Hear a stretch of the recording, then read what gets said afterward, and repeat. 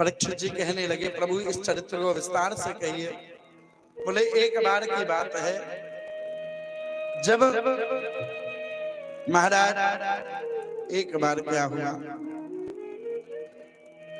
बोले, एक बार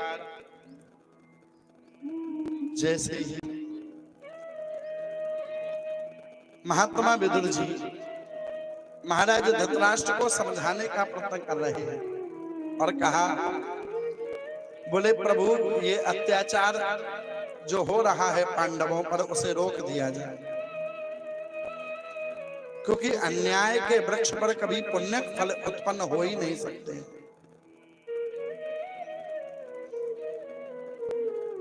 अन्याय के वृक्ष पर कभी पुण्य फल पैदा नहीं होते। इसलिए एक काम करो महाराज, इस अन्याय अत्याचार को रोक दिया जाए। अरे वो भी तो आपके भाई के पुत्र हैं। पांडवों को जो लक्षागृह में मारने का षड्यंत्र रच रहे हो, ये निरर्थक है।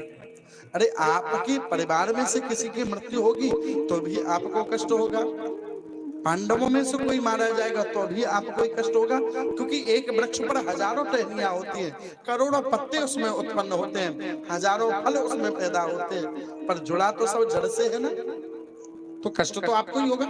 एक बाप के 4 पुत्र तो चिंता चारों की है, पर बच्चे ये सोचते कि अरे हमारे माँ बाप हमारे करियर का कोई भविष्य का कोई चिंता ही नहीं।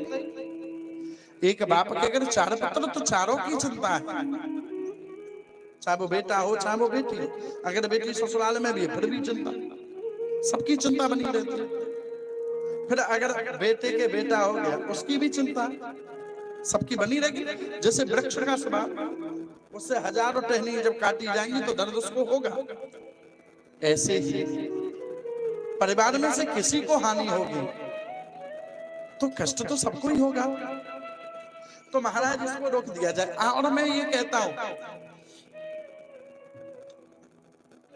बुरा ये नहीं है, बुरा तो दुर्योधन, क्योंकि वो उसके अपनी बुद्धि का प्रयोग नहीं करता, और जो जीव अपनी बुद्धि से ना चल पाए वो बुद्धिहीन होता है। मामा शकुनी की बातों में आकर महाराज दुर्योधन ने अपने जीवन को नष्ट कर दिया। जब घर में परिवार में किसी तीसरे का आगमन हो जाए तो परिवार की रीतियां बिगड़ेंगी। महाराज घर के झगड़े अगर घर में ही सॉल्व हो जाए तो उचित है, और घर के झगड़े अगर बाहर तक पहुंच जाए तो वो हास्य का काटना बन जाता है। आज तो महाराज दुर्योधन की बुद्धि तो मामा शकुनी ने हरण कर रखी है, और जिस घर में साले सलाहकार होते हैं वो घर बर्बादियों की ओर पहुंच जाता है।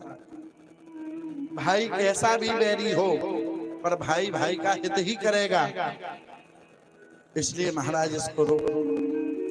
इतने में दुर्योधन आया और दुर्योधन कहता है, काई ने मंत्रोपजुह्वा, हे दासी के पुत्र, मेरे पिता को मेरे खिलाफ भड़काते हो, मेरे पिता को मेरे खिलाफ भड़काते हो, तुम्हारा इतना दुस्साहस। जैसे ही तना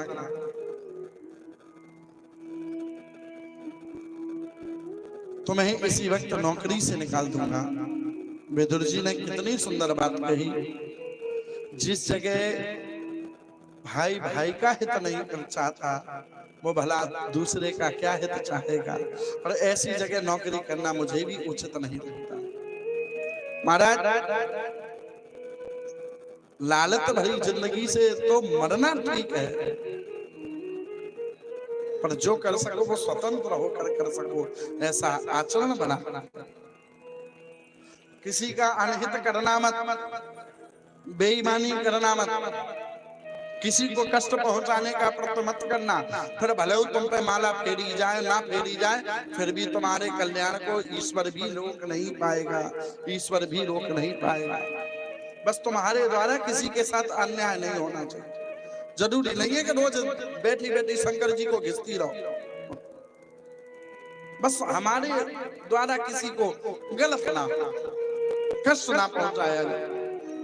आज भीड़ की भीड़ लगी रहती है मंदिरों में। अच्छी बात है, पूजा करनी चाहिए। क्या पूजा करने वाली सब पुजारी हो गई है? क्या इनकी बुद्धि पवित्र हो गई?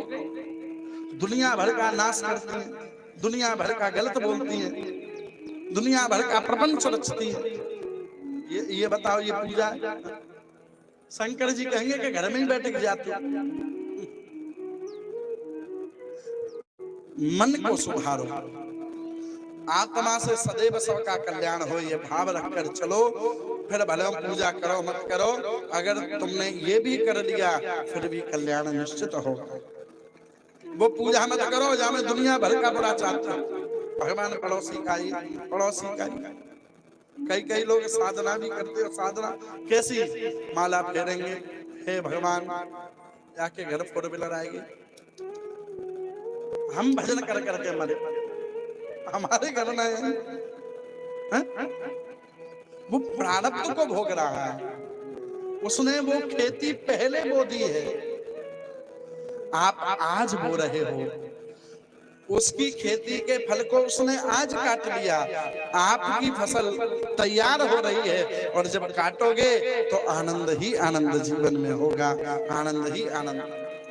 किसी के वैभव को देखकर ईर्ष्या मत करो, और जब तुम सबको देखकर प्रसन्न होगे तो भगवान तुम्हें प्रसन्न ही प्रसन्न रखेगा। पहले कृपा हो।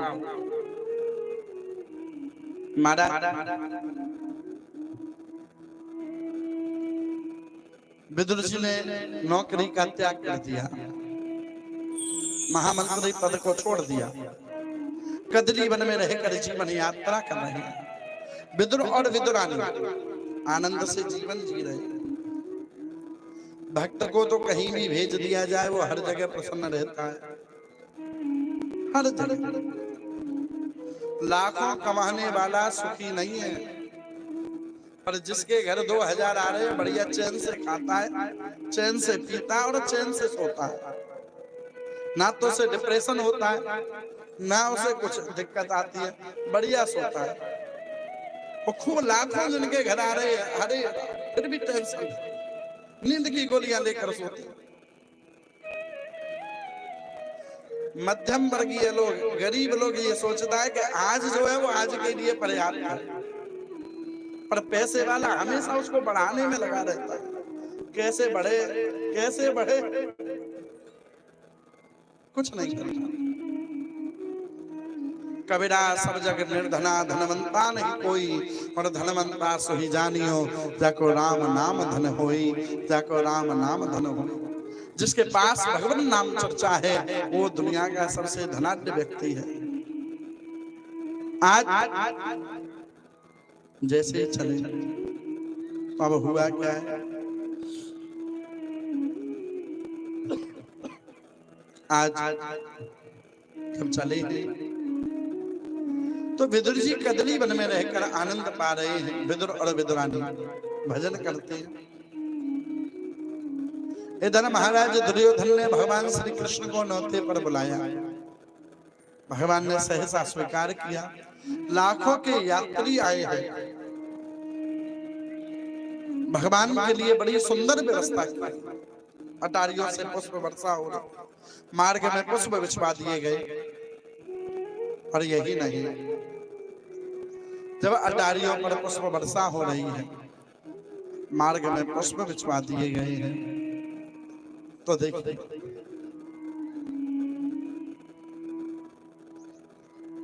जब चले तो क्या देखा? जब अटारियों से पुष्प वर्षाएं हो रही हैं, पूरी नगरी दुल्हन की भांति सजा दी गई है, और यहाँ पर भगवान द्वारकाधीश रथ पर आरूढ़ होकर आ रहे हैं। जब रथ पर आरूढ़ होकर आ रहे हैं, साहब जैसे ही रथ पर आरूढ़ होकर आए हैं,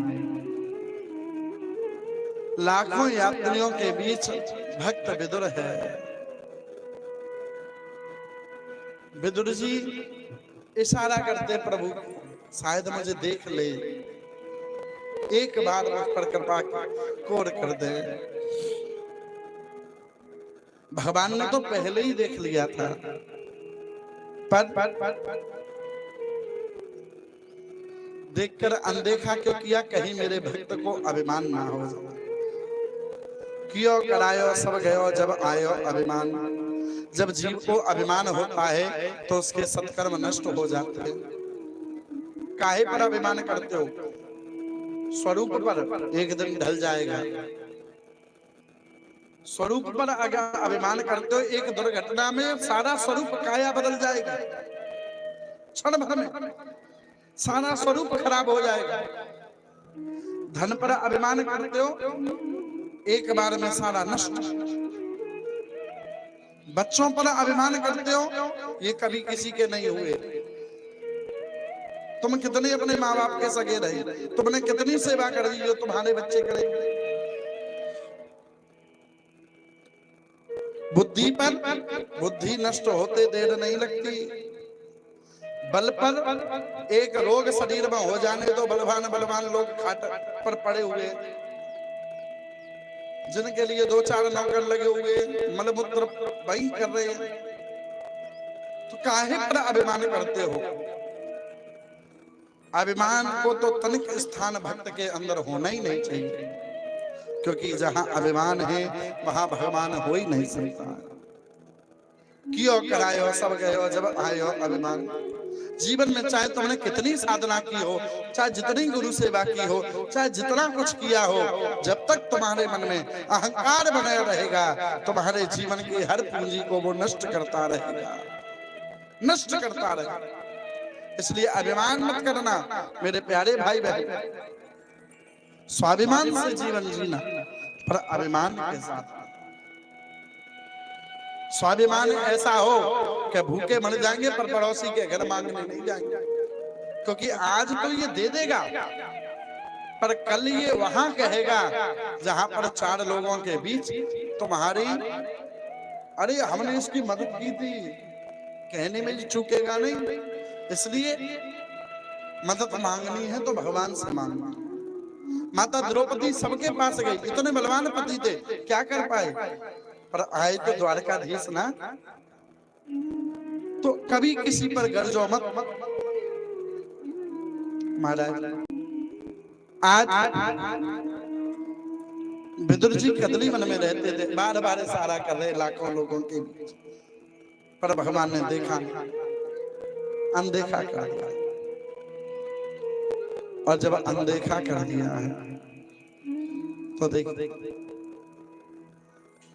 विदुर जी दुखित हो गए। आज प्रभु ने मुझे देखा नहीं है, मेरे माधव ने मुझे देखा नहीं है, मेरे गोपाला ने मुझे देखा नहीं। इतने में क्या हुआ,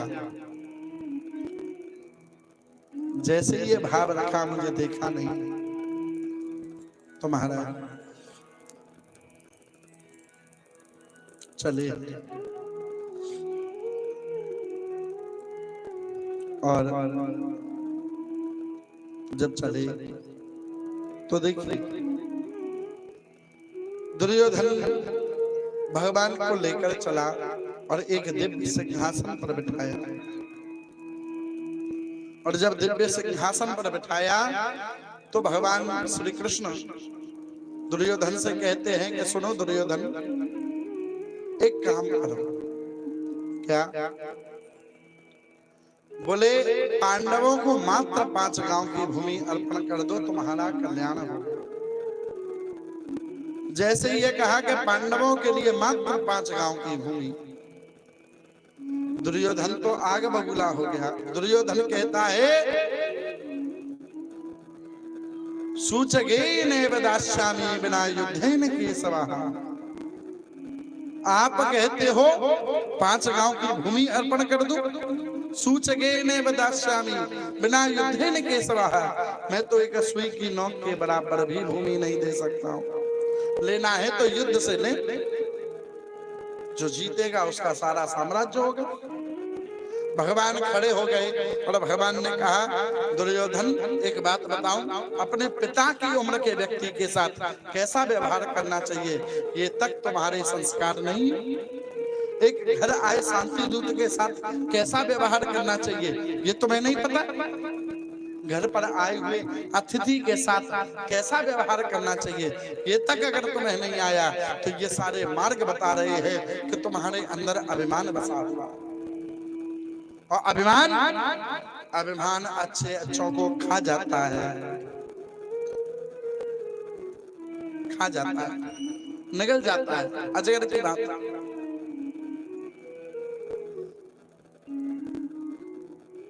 आज धृतराष्ट्र ने हाथ पकड़ लिया, क्या करते हो?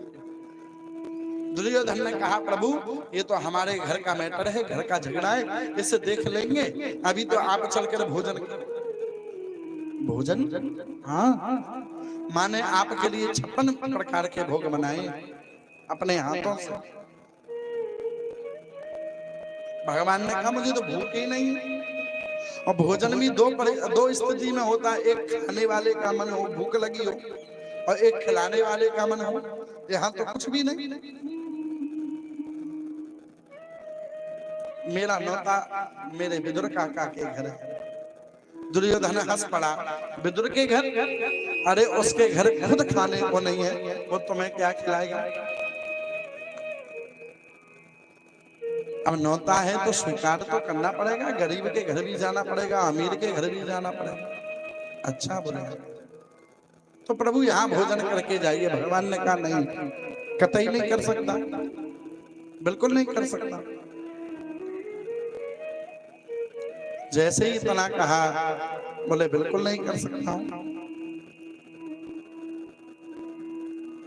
इतने में महाराज देखिए जरा, विदुर जी जा रहे थे, विदुर जी का मन उदास था।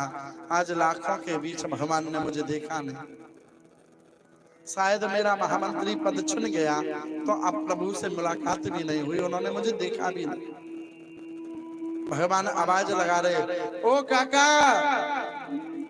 विदुर जी समझ गए काका तो मैं ही हूं, पर विदुर जी भी हटी है। देखो भक्त अपने भगवान से लड़ता है, किसी दूसरे से नहीं लड़ता।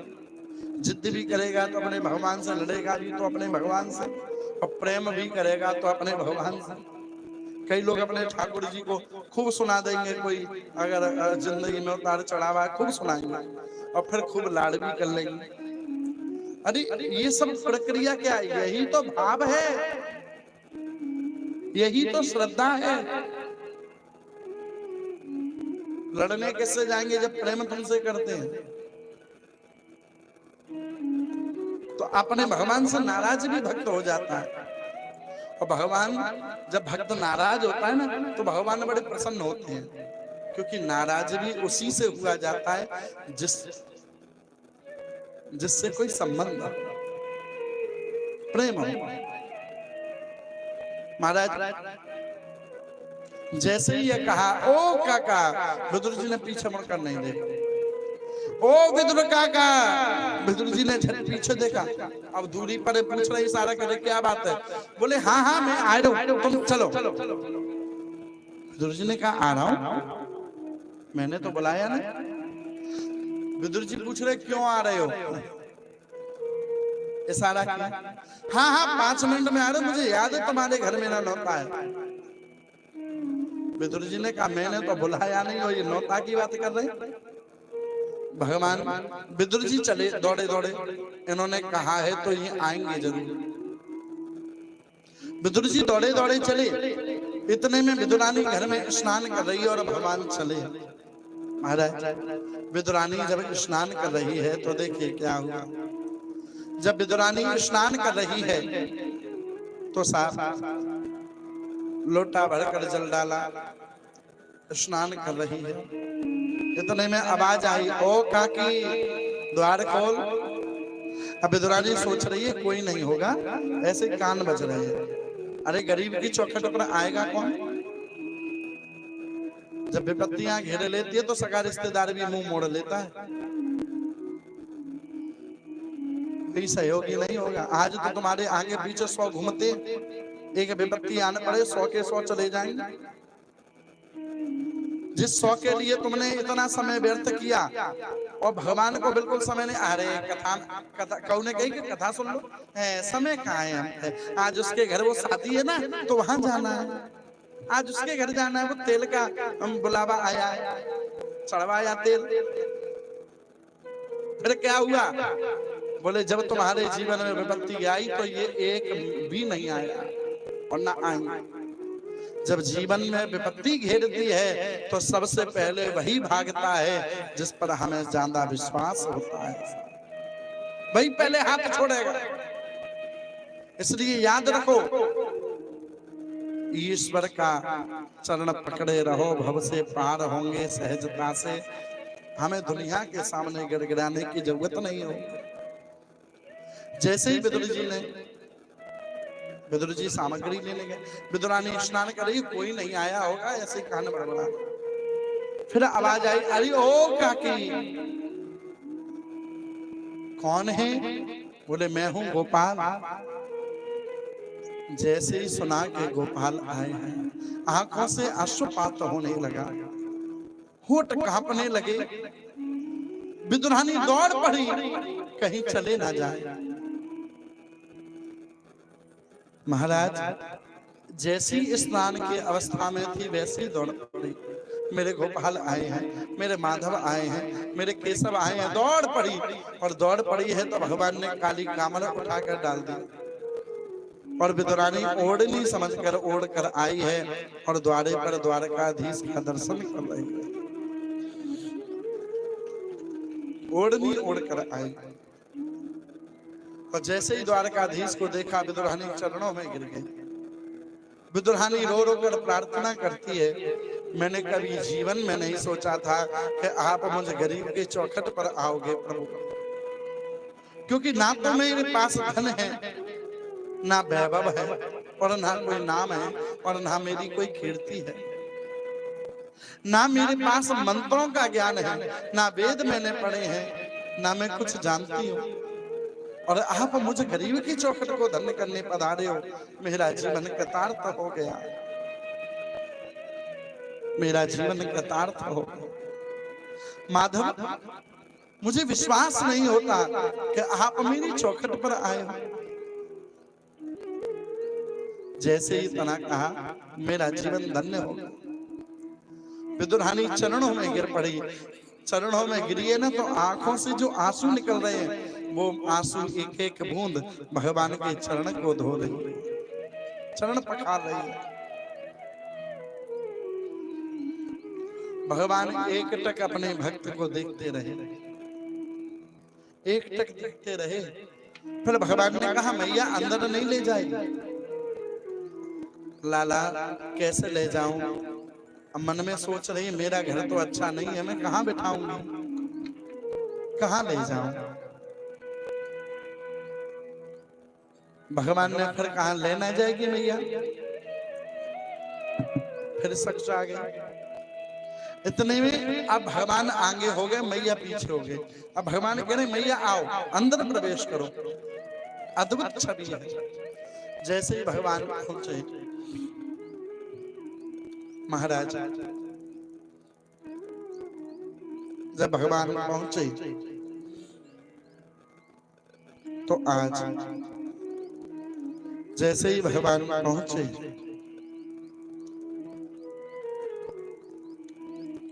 और भगवान जब पहुंचे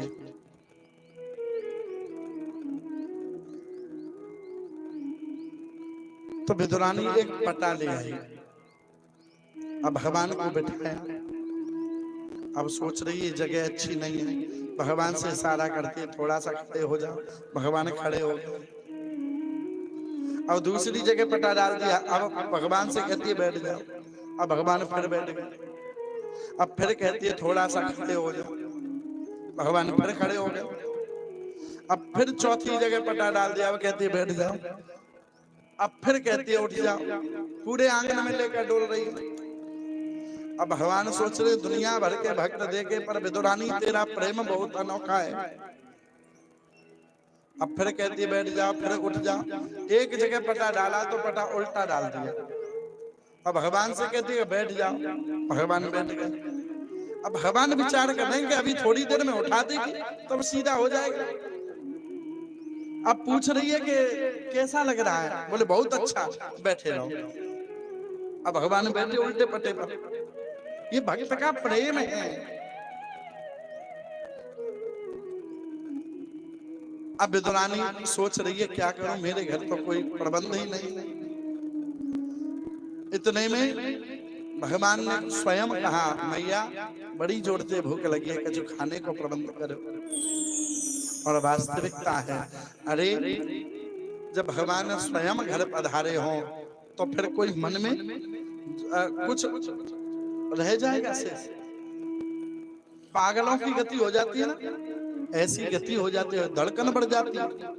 अब क्या करूं, अब क्या करूं, अब क्या ना करूं, और अकस्मात कोई आ जाए।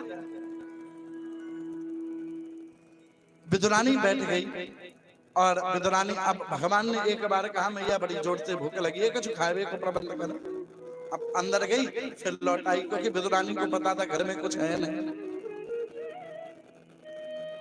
मैया बड़ी जोर से भूख लगी है। लाला सत्य बात बताऊं, घर में कुछ नहीं है जो मैं तुम्हें खिला सकता। विदुरानी फपक कर रोने लगी।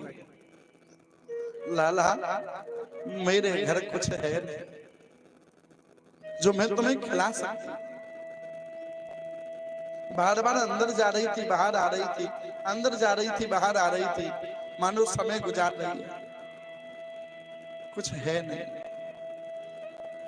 जैसे ही ये कहा, लाला कुछ है नहीं, भगवान ने कहा, अरे मैया कैसी बात कर रही है, तू तो केलों के वन में रहती है, यहाँ की रानी की केले ले आ। प्रभु आप ये ग्रहण करोगे? बोले हाँ। विदुरानी ने एक केले के पत्ते को धोया, बिछाया और फलों को ले आई। अब स्थिति क्या हो गई, डूब गई भाव में। और भाव में जब जीव डूब जाता है तो जो करना चाहता है वो कर नहीं पाता, उसका उल्टा हो जाता है, विपरीत। फल को छील लिया, छिलके को फल और फल को छिलका समझ रही है। फल तो फेंक दिया, छिलका भगवान को दे दिया, बहुत मीठा है, ग्रहण करो। भगवान छिलका ग्रहण कर गए। एक दो नहीं, 30-35 नहीं, पूरे 45 छिलके भगवान ग्रहण कर गए। देती जा रही है, भगवान खाते जा रहे हैं, फलों के ढेर लग गए, फल एक भी नहीं मिला। अब जब फल एक नहीं मिला, भगवान ग्रहण करते जा रहे भक्त के भाव। इतने में विदुर जी ने आकर आवाज लगाई, अरे ओ विदुरानी, द्वार खोल, आंगन को लीप, मोतियों से चौक, द्वारे पर कलश रख दे, बंधन बार बांध दे, आज मेरे ठाकुर आने वाले हैं। बोले आने वाले नहीं है, बहुत देर से अंदर बैठे, चल करके देख। अरे बाबरी कहा कह रही है? बोले हाँ। जैसे ही दौड़े दौड़े गए तो क्या देखा, उल्टे पट्टे पर भगवान बैठे, छिलका हाथ में। अरे राम राम राम, तू तो पागल है, तू तो बावरी है। जैसे ही तना कहा, भगवान के लिए माखन मिश्री जो सामग्री लाए थे वो सब लगा। भगवान देख रहे हैं। विदुर जी ने कहा, क्यों प्रभु ग्रहण नहीं करोगे? बोले काका, जो भाव मुझे उन छिलकों में मिल रहा था वो इसमें प्राप्त नहीं हो रहा, वो इसमें प्राप्त नहीं है। भाव का भूखा हूं और भाव ही बस सार है, भाव से जो भजले मुझे भव से बेड़ा पार। भक्त से भगवान को कोई धन दौलत ऐश्वर्य नहीं चाहिए, नहीं चाहिए इतर, नहीं चाहिए पुष्पहार, नहीं चाहिए वस्त्र उपवस्त्र। हम उसे क्या दे सकते हैं? सब तो सृष्टि ने हमें ही दे दिया। बस भगवान चाहता है मेरे भक्त के अंदर इतने भाव हो, इतनी श्रद्धा हो कि मेरा भक्त सेवा करने में कभी पीछे ना हटे। जब भी सौभाग्य मिले सेवा करने का तो अवश्य अपने जीवन को सेवा में लगा। महाराज देखिए, भगवान के चरणों में विदुर और विदुरानी रोने लगे। अरे काका कैसी बात कर रहे हैं? मेरे भक्त कहो, जो मेरे भक्त ने ग्रहण किया है मैं उसी को ग्रहण करना चाहता हूं। अगर तुम्हारे पास कुछ ना हो तो बनावटीपन मत करना, जो है वो उनको। अरे हम दुनिया की नजर से बच सकते हैं, पर दुनिया वाले की नजर से बचना असंभव है। वो हजार आंखों से देख रहा है, सब